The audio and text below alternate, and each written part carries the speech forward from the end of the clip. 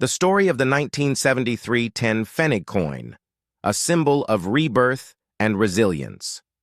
If you're new to the channel, make sure you hit the subscribe button, because we reveal the hidden stories behind rare coins that you won't find anywhere else.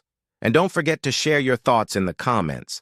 Imagine holding a small brass-clad steel coin in your palm, its edges smooth and its weight a mere 4 grams. On one side, a young oak seedling sprouts defiantly, symbolizing growth from barren soil. On the other, the denomination 10 Pfennig stands boldly between 2 ears of rye, with a mint mark perched above like a watchful guardian. This is the 1973 10 Pfennig coin from the Bundesrepublik Deutschland, the Federal Republic of Germany. It's not just pocket change. It's a tiny artifact encapsulating the tumultuous history of post-World War II Germany, a story of destruction, reconstruction, and economic triumph. Let's dive into its fascinating tale, exploring the front and back sides, who created it, why it was made, when it came into being, and its value in today's international market. We'll make this journey interesting, weaving in the human drama, political intrigue, and cultural symbolism that make this coin more than metal. To understand this coin, we must travel back to the ashes of World War II. By 1945, Germany lay in ruins. Cities like Berlin and Dresden were bombed to rubble, millions were displaced, and the economy was shattered. The old Reichsmark currency was worthless, inflated beyond repair due to wartime printing presses running overtime. In the western zones occupied by the Allies, primarily the United States, Britain, and France, a new beginning was needed. The currency reform of 1948 marked this pivot. On June 20, 1948, the Deutsche Mark, DM, was introduced, replacing the Reichsmark at a rate that wiped out savings but stabilized prices overnight. This Wirtschaftswunder, or economic miracle fueled by the Marshall Plan's aid, transformed West Germany from a defeated nation into an industrial powerhouse. The 10 Pfennig coin, a subdivision of the DM, where 100 Pfennig equaled 1 mark, was born in this era of renewal. The design we see on the 1973 version traces its roots to 1949, when the first series was minted under the Bank Deutscher Länder, Bank of German States. But why this specific design? Let's break it down by sides. The obverse features a simple yet profound image. A young oak seedling with 5 leaves emerging from the ground, above the year 1973, and encircled by the words Bundesrepublik Deutschland. The oak tree has deep roots in German folklore and symbolism. For centuries, it represented strength, endurance, and eternity. Think of the ancient Teutonic myths where oaks were sacred to gods like Thor.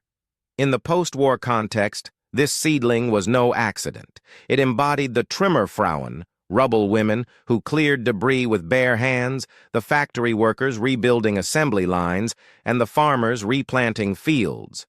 Designer Adolf Jäger chose this motif to signify Germany's rebirth from the devastation of war. Just as an oak grows slowly but unyieldingly, so too would the nation recover.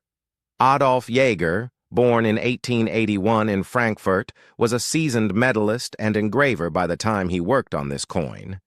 He had designed stamps and medals during the Weimar Republic and survived the Nazi era, emerging in the late 1940s as a key figure in West Germany's numismatic revival. Jäger was commissioned by the Bank Deutscher Länder to create designs that were modern, unpretentious, and free from militaristic overtones, a deliberate break from the eagle-heavy coins of the Third Reich. He sketched the oak seedling to inspire optimism, drawing from nature's resilience. Why an oak? It was a nod to Germany's forests, which had been decimated by bombings and fuel shortages, but also a subtle political statement. The Federal Republic was rooting itself in democracy, not dictatorship. This side was made to remind everyday Germans of their collective effort. In 1973, when this coin was minted, West Germany was at the height of its economic boom. Chancellor Willy Brandt's Ostpolitik was easing Cold War tensions, and the country hosted the Munich Olympics the previous year, despite the tragedy. The oak seedling, unchanged since 1950, after a brief 1949 version with 5 oak leaves, continued to symbolize stability amid global uncertainties like the Yom Kippur War and impending oil crisis. Flip the coin, and you're greeted by 2 stylized ears of rye flanking 10 Pfennig with a mint mark, like D for Munich, F for Stuttgart, G for Karlsruhe, J for Hamburg, or later A for Berlin, at the top. Rye, a staple grain in German agriculture, represents sustenance and the agrarian backbone of the economy. In a nation where bread is cultural currency, Brot evokes survival. Rye ears hark back to pre-war farming traditions while looking forward to mechanized prosperity. Again, Adolf Jäger is the mastermind here. He designed this side to be functional yet symbolic, ensuring the coin was easy to identify in daily transactions. The rye wasn't just decorative, it echoed the Marshall Plan's focus on food production. Post-war famines were fresh in memory, and rye symbolized the end of hunger. Why 2 ears? It balances the design, creating symmetry that appeals to the German sense of order, Ordnung. The coin was minted in 1973 across multiple facilities to meet demand. Total mintage for that year exceeded 100 million pieces, making it ubiquitous in wallets and vending machines. It was produced using brass-plated steel, a cost-effective material chosen in 1950 to replace scarcer metals like copper, reflecting post-war resource constraints. Adolf Jäger designed both sides in the late 1940s, with the final version approved in 1950. The Y is tied to currency stabilization. The Allies and West German leaders needed reliable small change for a cash-based economy. Ludwig Erhard, the father of the social market economy, championed the DM to curb black markets and foster growth. The 10 Pfennig was essential for buying gum, stamps, or bus fares. Everyday life. Specifically for 1973, it was minted during a year of prosperity but looming challenges. West Germany joined the UN that year, affirming its global role. The coin was made to circulate, not collect, but its design endured until the euro in 2002. West Germany had 5 major mints in the 1970s, each marked with a letter on the reverse, D for Munich, Bavaria, often the most common for 1973, F for Stuttgart, Baden-Württemberg, G for Karlsruhe, J for Hamburg. Berlin's A came later in the 1990s after reunification. In 1973, total mintage soared to over 100 million pieces across these facilities, around 100.2 million according to reliable numismatic records. Breakdowns show Munich, D. Approximately 26 million Stuttgart. F. Approximately 30 million Karlsruhe. G. Approximately 17 million Hamburg. J. Approximately 26 to 40 million, variations in sources but high output. This massive production wasn't for show. It met the explosive demand of a booming economy. Factories hummed, exports surged, Volkswagen Beetles and BMWs conquering roads worldwide, and people needed small change for cigarettes, newspapers, or a quick beer at the local gas house. The 10 Pfennig was the workhorse, practical, durable, and everywhere. The brass-plated steel construction, 90% iron core with 10% brass coating, made it cheap to produce yet resistant to wear.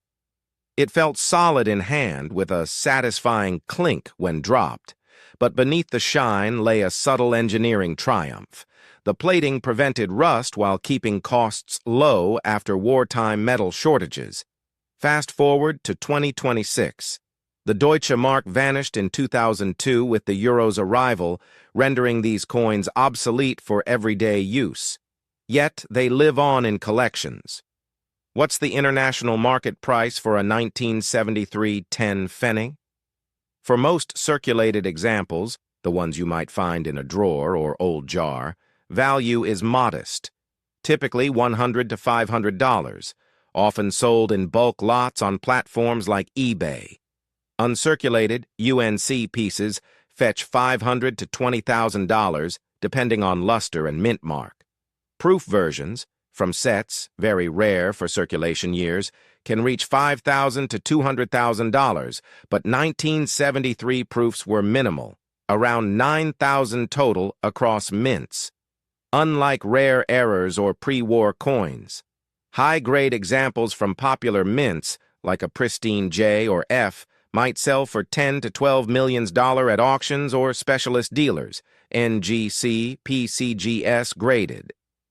In USA or global online markets, prices hover similarly, adjusted for shipping and currency conversion. Collectors prize them not for riches, but for nostalgia, a tangible link to the Wirtschaftswunder era when West Germany rose from ruins to become Europe's economic engine. High mintage. Over 100 million in 1973 alone, plus billions produced from 1950 to 2001. Rarity comes from condition, not scarcity. A story piece might be one carried by a soldier during the Cold War or found in an attic from a grandmother's purse. Those personal tales add emotional value far beyond money. The 1973 coin existed in a divided Germany. East Germany, DDR, used its own Pfennig under the Mark der DDR. Different design, different story. West's 10 Pfennig symbolized freedom, prosperity, and Western alignment. NATO member since 1955. By the late 1980s, as the Berlin Wall crumbled, these coins crossed borders in pockets of refugees and tourists.